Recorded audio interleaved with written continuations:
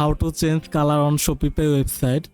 Hey beauty people, welcome back to this video. In this video I'm gonna show you how you can change your Shopify website color.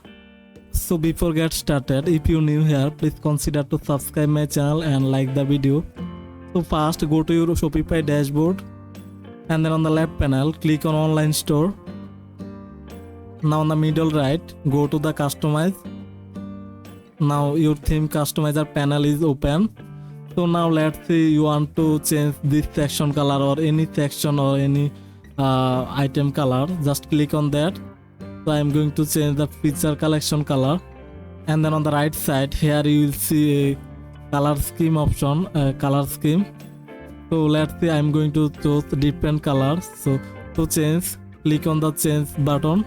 Now here you see different color scheme. Suppose I'm going to choose this one, and then the color is changed. You can change other color. After that on the top right corner click on save, and there you go. And that's how you can change color on Shopify website. Hope that this video helped you out. If you found this video helpful, please consider to subscribe my channel. Thanks for watching.